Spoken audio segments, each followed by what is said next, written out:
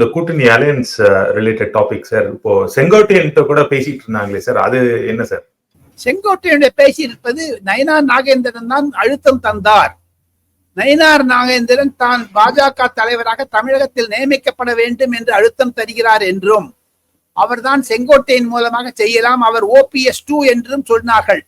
அதை அமித்ஷா நம்புகிறாரா நம்பவில்லையா என்பதை இந்த வக்ஃப் போர்டு பிரச்சனை எல்லாம் தீர்ந்த பிறகுதான் அமித்ஷா தமிழகத்தின் மீது ஒரு கவனம் செலுத்த இருக்கிறார், கான்சென்ட்ரேட் செய்ய இருக்கிறார் என்றும், அமித்ஷாவிற்கு நெருக்கமாக இருக்கக்கூடிய, நான் ஏன் என்று கேட்டால் பல பத்திரிகைக்காரர்களை தமிழகத்தில் இருந்தும் சரி நானும் சரி அமித்ஷாவிடம் வாரத்திற்கு ஒரு முறை தொடர்பு கொண்டு இருப்பதனால் எங்களுக்கு பேக்ரவுண்ட் பிரீஃபிங் கொடுப்பார்கள். வக்ஃப் போர்டை பற்றி சொன்னார்கள். அப்பொழுது தமிழ்நாட்டை பற்றி கேட்டபொழுது கண்டிப்பாக எடப்பாடி பழனிசாமிக்கு எதிர்ப்பு இருக்கிறது அதிமுகவில் என்பதை அமித்ஷா சுட்டி காண்பித்தார்.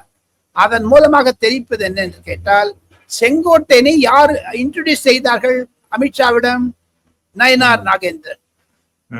நயினார் நாகேந்திரனுக்கு எடப்பாடி பழனிசாமி மீது கோபமா தாபமா தெரியாது. இருப்பினும் நயினார் நாகேந்திரன் மீதும் அந்த 4 கோடி ரூபாய் தேர்தல் பணம் ரயிலில் பிடித்தார்களே, அதுவும் ஒரு பிரச்சனையானாலும் ஆகும் என்பதனால் தான் நயினார் நாகேந்திரனும் செங்கோட்டையனையும் அமித்ஷாவை பார்க்க வந்தார்கள். ஒரு முறை பார்த்தது உண்மை. அதையும் தவிர நிர்மலா சீதாராமனையும் பார்த்தது உண்மை என்று தான் டெல்லியில் இருக்கக்கூடிய பேச்சுகள் தெரிவிக்கின்றன.